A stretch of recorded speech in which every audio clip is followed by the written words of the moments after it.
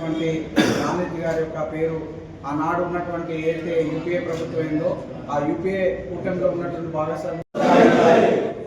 జై బాపు జై బాపు జై బాపు జై బాపు జై బాపు జై బాపు జై సంవిధాన్ జై సంవిధాన్ జై సంవిధాన్ జై సంవిధాన్ జై సంవిధాన్ రాజపిత పేరును కొనసాగించాలి జాతీయ ఉపాధి హామీ మహాత్మా గాంధీ పేరును గాంధీకి జోహారు జై జై జాతిపిత జై జాతిపిత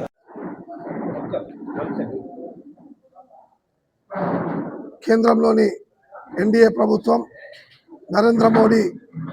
నేతృత్వంలో కొనసాగుతున్న భారత పార్లమెంట్లో జాతీయ ఉపాధి హామీ పథకానికి ఆనాడు యూపీఏ ప్రభుత్వం 2005లో జాతీయ ఉపాధి పథకానికి మహాత్మా గాంధీ గారి పేరును పెట్టి యావత్తు భారతదేశంలో గ్రామీణ ప్రాంతాల్లో నిరుపేదలైనటువంటి వలస కూలీలకు పని ఆహార పథకాన్ని ఏర్పాటు చేసి పని దినాలను కల్పిస్తూ 100 రోజులు ప్రతి గ్రామంలో 100 రోజులు పని కల్పించినటువంటి సంగతిని గుర్తు చేస్తూ ఆ పథకం ద్వారా నేటికి ఈ ప్రభుత్వం పోయిన సంవత్సరంలో 2000 ఆనాడు వచ్చిన 2014లో వచ్చినప్పుడు ఈ యొక్క మహాత్మా గాంధీ గ్రామీణ ఉపాధి హామీ పథకానికి 100 రోజుల నుంచి 200 రోజులకు మారుస్తామని చెప్పి ఇవాళ మహాత్మా గాంధీ గారి పేరును తొలగించి భారత జాతికి భారతీయ ప్రజల యొక్క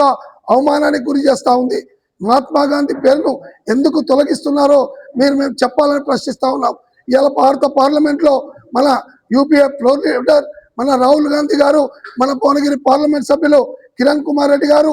యావత్తు పార్లమెంట్ స్తంభింపజేస్తూ మహాత్మా గాంధీ పేరును ముట్టుకుంటే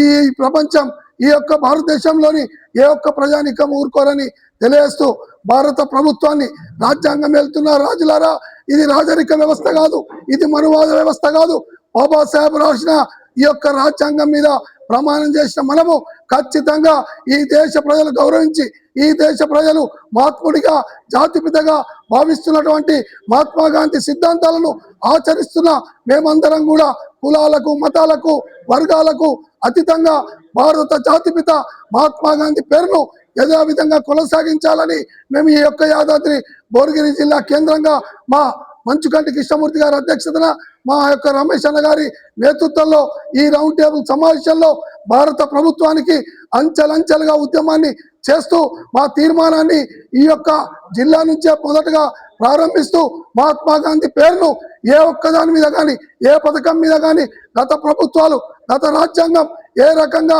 మహాత్మా గాంధీని గౌరవించిందో అదే రకంగా గౌరవించే విధంగా ఉండాలని ఈ సభా వేదిక ద్వారా తెలియజేస్తా ఉన్నాం.